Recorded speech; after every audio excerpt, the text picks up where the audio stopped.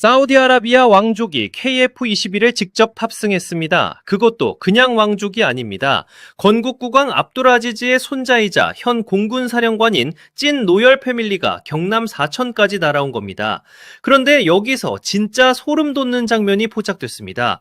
KF-21 옆면에 붙어있던 인도네시아 국기가 사우디 국기로 가려진 채 사진이 찍힌 것이죠. 이게 단순한 실수일까요? 절대 아닙니다. 대놓고 파트너를 교체하겠다는 선전포고나 다름없습니다. 도대체 무슨 일이 벌어지고 있는 걸까요? 지난 1월 28일 핀 압돌아지즈 알 사우드 사우디 공군사령관이 한국항공우주산업 본사를 방문했습니다. 시제기에 올라타고 생산시설을 둘러봤습니다. 개발 현황 브리핑까지 직접 받았습니다. 심지어 기동체험까지 예정되어 있다고 합니다. 여기서 잠깐 UAE 차관이나 폴란드 고위 관료들이 KF-21에 탑승한 적은 있었습니다. 하지만 왕족이 탄 건 이번이 처음입니다. 왜 이게 중요하냐고요? 개발 중인 시제기는 기술적 위험이 남아있기 마련입니다. 그래서 왕족 같은 최고위 인사는 탑승 자체를 꺼립니다. 추락이라도 하면 국가적 재앙이니까요. 그런데 KF-21은 달랐습니다. 42개월 동안 1600회 넘게 시험 비행을 했습니다. 단 한 건의 사고도 없었습니다. 이 완벽한 안전 기록이 왕족을 태울 수 있는 근거가 된 것이죠. 사실 진짜 중요한 건 따로 있습니다. 왕족이 직접 조종석에 앉으면 어떤 일이 벌어질까요? 가속력을 몸으로 느낍니다. 정숙성을 귀로 확인합니다. 레이더 반응을 눈으로 봅니다. 조종간의 직관성을 손끝으로 체험합니다. 서류 수백 장보다 영업 효과가 수천 배는 큰 셈이죠. 정치적으로도 우리가 이걸 찜했다고 대외적으로 선언하는 꼴이 됩니다. 계약 도장 찍으러 가는 고속도로에 올라탄 거나 마찬가지입니다. 그런데 사우디가 왜 이렇게 급하게 움직이는 걸까요? 작년 10월에 실무진을 보내고 불과 3개월 만에 왕족 사령관이 직접 날아왔습니다. 이례적인 속도입니다. 사실 이럴 수밖에 없는 상황이 터졌습니다. 독일과 프랑스가 공동 개발하던 6세대 전투기 F캐스가 사실상 파기 수순에 들어갔습니다. 에어버스 최고 경영자가 직접 프로젝트 포기를 시사했습니다. 원인은 프랑스 다소와 독일 에어버스 간의 지독한 주도권 싸움이었습니다. 다소는 전투기 설계 노하우가 압도적이니 설계 전권을 달라며 지분 80%를 요구했습니다. 독일과 스페인은 분노했습니다. 돈은 똑같이 냈는데 하청업체 취급하냐는 거죠. 소스코드 공유를 요청하자 다소는 영업비밀이라며 칼같이 거절해버렸습니다. 원하는 스펙도 완전히 달랐습니다. 항공모함을 운영하는 프랑스는 작고 가벼운 함재기를 원했습니다.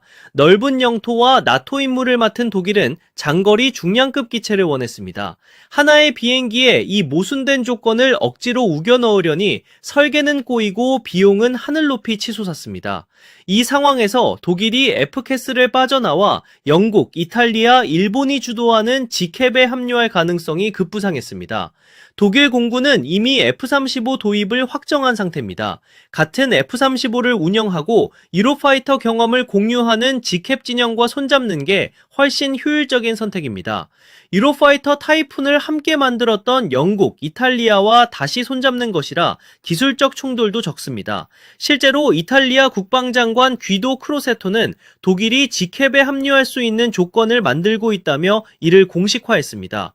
사우디에게 이건 날벼락 같은 소식입니다. 독일은 사우디에게 트라우마 그 자체입니다. 사우디가 유로파이터 48대 추가 도입을 못한 이유가 뭘까요?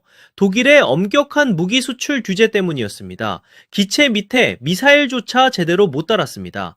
독일이 지캡에 대주주로 들어온다는 건 사우디 보고 오지 말라고 대놓고 말하는 거나 마찬가지입니다. 게다가 자금 때문에 사우디를 고려했던 지캡 입장에서도 기술과 돈을 모두 가진 독일이 들어오면 굳이 사우디가 필요 없어집니다. 결국 사우디에게 남은 선택지는 KF-21 뿐입니다. 사우디 공군은 F-15, 유로파이터, 토네이도 등 400여 대의 전투기를 보유하고 있습니다. 웬만한 유럽 강대국보다 규모가 큽니다. 하지만 속사정은 복잡합니다. 주력인 F-15CD와 노후화된 토네이도는 퇴역 압박에 시달리고 있습니다. 유로파이터 추가 도입은 독일 때문에 막혔습니다. 무엇보다 고가 기체와 노후 기체 사이에서 허리 역할을 할 F-16급 중형 최신 기체가 전무합니다. KF-21은 이 빈자리를 메울 완벽한 카드입니다. 사우디는 전쟁 중인 국가입니다. 후티 반군의 드론과 미사일 공격을 매일같이 막아내야 합니다. KF-21 단가의 두세 배에 달하는 유로파이터나 F-15로 드론을 요격하는 건 돈 낭비입니다. 10년 뒤에 나올 6세대보다 당장 띄울 수 있는 최신 전투기가 절실한 상황이죠. 그런데 사우디가 KF-21을 선택할 수밖에 없는 진짜 이유가 따로 있습니다. 사우디와 UAE는 자국산 무기를 전투기에 직접 통합하고 싶어 합니다. 이미 상당한 수준의 전자전 장비와 레이더 유도 무기를 자체 개발하고 있습니다. 하지만 미국이나 유럽 전투기에는 절대 달 수 없습니다. 제작사들이 소스코드를 내어주지 않기 때문입니다. 자국산 장비를 달 수 없다면 수조 원을 들여 세운 방산 기업은 존재 가치가 사라집니다. 영원히 서방의 단순 소비자로 남게 되는 거죠. UAE는 뼈아픈 실패를 겪었습니다. 라팔 80대를 구매하면서 프랑스에게 무장 통합을 약속받았습니다. 그런데 프랑스는 뒤통수를 쳤습니다. 기체 컴퓨터와 미사일이 정밀하게 대화하는 딥 인터그레이션 권한은 주지 않았습니다. 단순히 발사 신호만 주는 수준에서 그쳤습니다. 전자전 슈트 스펙트라 데이터 수정 권한도 제한적이어서 업데이트할 때마다 프랑스에 막대한 돈을 줘야 했습니다. 사우디도 마찬가지입니다. 최신형 F-15에 자국산 전자전 장비를 통합하려 했지만 보잉이 거부했습니다. 외부 포드 장착 수준에 그쳤습니다. 가장 빡치치는 건 따로 있습니다. 미국이 이스라엘한테만 F-35 아디를 전용 버전을 만들어주고 소스코드를 열어줬다는 사실입니다. 이스라엘산 미사일을 달 수 있게 해줬습니다. 반면 사우디한테는 F-35를 팔더라도 성능을 낮추고 최신 미사일은 주지도 않겠다며 대놓고 차별하고 있습니다. 돈은 사우디가 더 많이 내는데 대우는 하청업체 수준입니다. 한국은 다릅니다. KF-21을 공동 개발하면 자국산 무기를 완벽하게 통합할 수 있게 해주겠다고 제안하고 있습니다.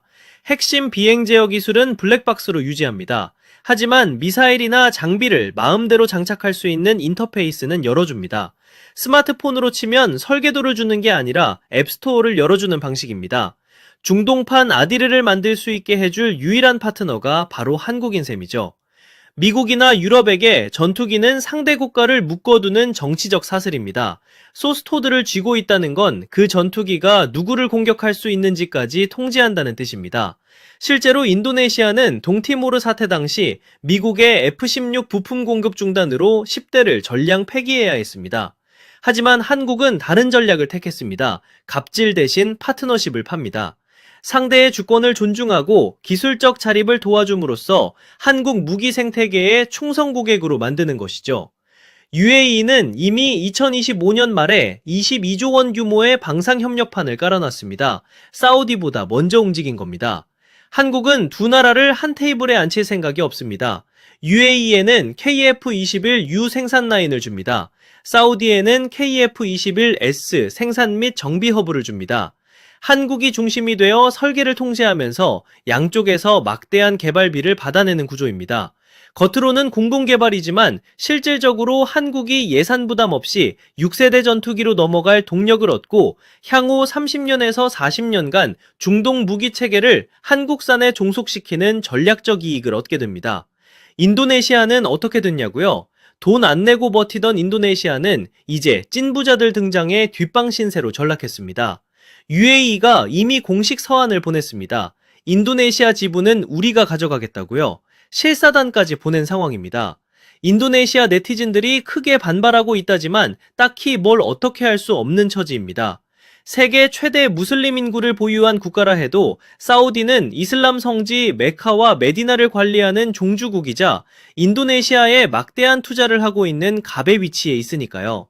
사우디 국기로 인도네시아 국기를 가린 건 실수가 아니었습니다. 파트너를 바꾼다는 예고장이었던 겁니다.